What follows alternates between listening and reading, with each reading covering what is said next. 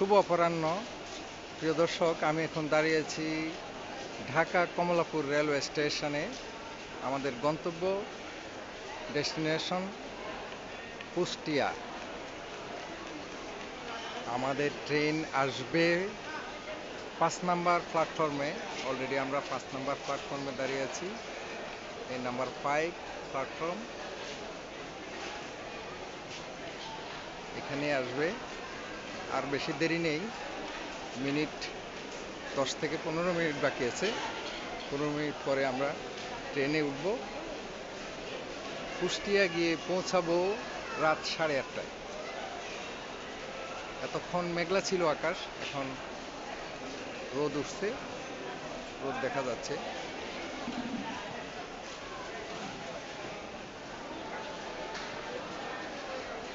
Platform number 1, 2, 3, 4, 5, 6, 7, 7টি platform আছে নতুন করে তৈরি।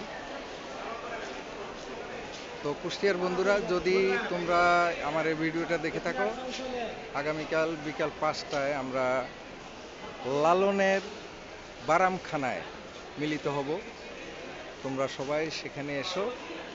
বিকাল 5টা থেকে 6টা 7টা 2 ঘন্টা থাকবো, জমজমাট আড্ডা হবে। তো ভালো থেকো বন্ধুরা, এই পর্যন্ত আজকের মতো বিদায়। আল্লাহ হাফেজ।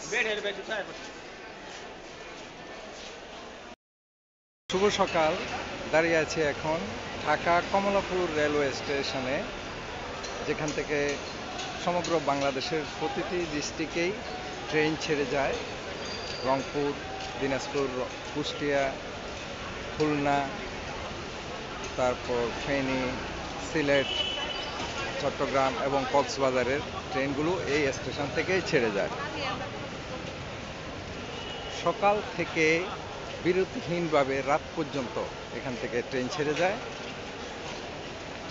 এ হলো কাউন্টারগুলো দেওয়া আছে।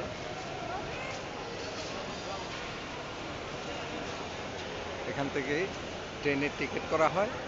টিকিট করে এই প্রবেশদ্বার দিয়ে সামনে ভিতরে প্রবেশ করে। ভিতরে ট্রেনগুলো দাঁড়িয়ে থাকে, সেই ট্রেনে ভ্রমণ করে সবাই। এটা হলো ট্রেনের সময়সূচি দেওয়া আছে, কোন ট্রেন কয়টা বাজে এখান থেকে ছেড়ে যাবে। জয়ন্তিকা এক্সপ্রেস, এটা সিলেটের উদ্দেশ্যে ছেড়ে যায় প্রতিদিন। নকশিকাতা এক্সপ্রেস, এটা খুলনার উদ্দেশ্যে ছেড়ে যায়। অগ্নিবীণা, তারাকান্দি, রাজশাহী কমিউটার চাঁপাইনবাবগঞ্জের উদ্দেশ্যে যায়। নারায়ণগঞ্জের উদ্দেশ্যে ছেড়ে যায় একটি ট্রেন মোহনগঞ্জ, তারপর সিল্ক সিটি রাজশাহীর উদ্দেশ্যে।